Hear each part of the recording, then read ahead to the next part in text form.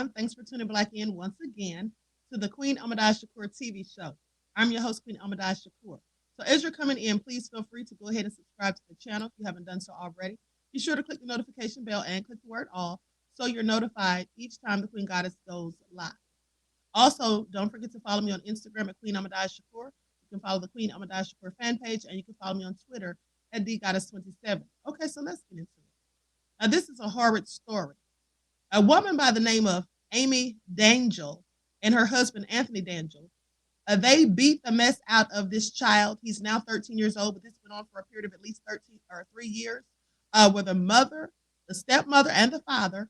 And now they've also alleged that the step-grandparents, Armin Rodriguez and Susan Rodriguez, each are charged as well because they supposedly were in on this and complicit with the beatings and torturing and starvation of this child. So let's get into it. And that is Amy Dangel on the screen and Anthony Dangel. Those are the father and stepmother of the child. Now, prosecutors previously said that an Ohio stepmother abused a boy while his biological father just simply turned a blind eye, didn't say anything, didn't stop it, didn't really care. Okay, but authorities now claim that the woman's parents also played a role in the horrid mistreatment. The child is now 13 years old and was left looking like a victim of a concentration camp. Now, that's just pretty sad. Clearly malnutrition and had bruises and everything. Now, step-grandparents Armin Rodriguez and Susan Rodriguez are each charged in Hamilton County, Ohio, with a count of endangering children and complicity. They recklessly tortured or cruelly abused the victim, according to reports. Now, that allegedly included beating the victim with a belt, withholding food, and forbidding him access to the bathroom while forcing him to stand for hours. Who does this to a child?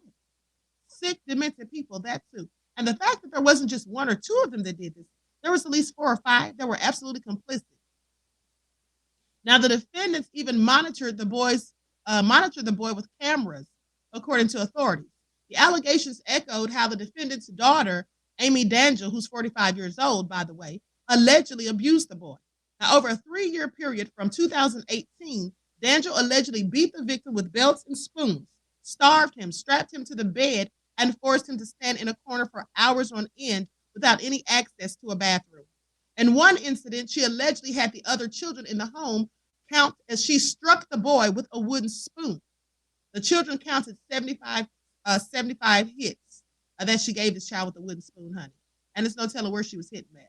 Now, Amy did not give the victim adequate clothing, sheets, or blankets for years, and allegedly locked the refrigerator and cabinets in the house to keep him out, to deprive him of food. Now, the boy only weighed 61 pounds at the age of 12. Now, this is just also nefarious. Do you all hear this? 61 pounds for a 12-year-old? Authorities now say that he walks with a limp and experiences intense pain and emotional trauma. This is also sad, honey. Some people absolutely need to get the death sentence.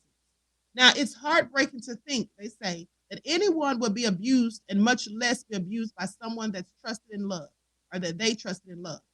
And so this is what the Delhi Township Police Lieutenant Joe Macaluso said.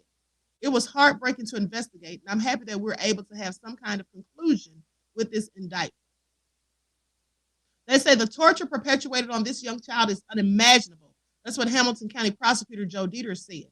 He is safe now and with family members who love him. I hope in time he will heal from the horrible things that have been done to him. We will do everything in our power to ensure no child suffers at the hands of the Rodriguez family again. Now, Amy Dangel is charged as the primary abuser with 11 counts of endangering children.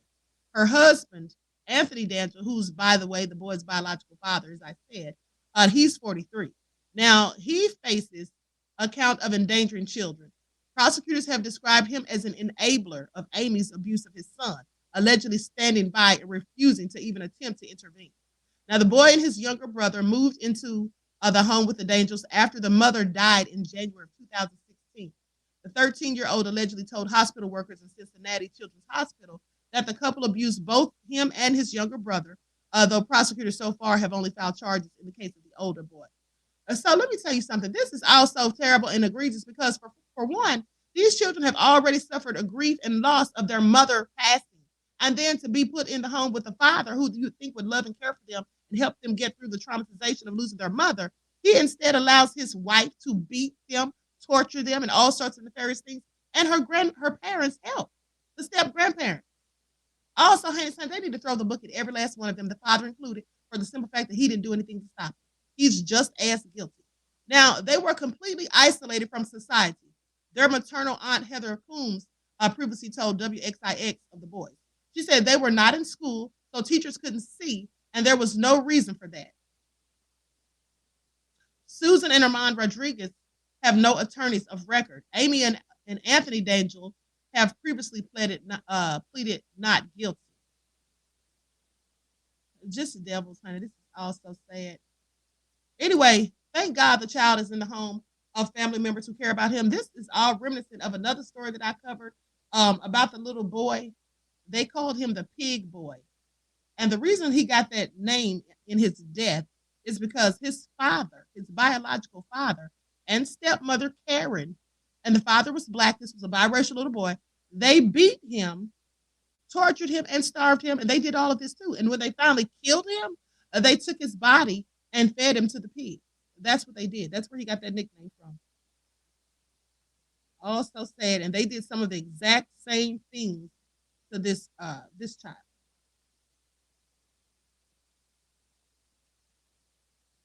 Everyone, please like and share. Like and share. Subscribe to the channel if you haven't done so already. This is just also sad. But anyway,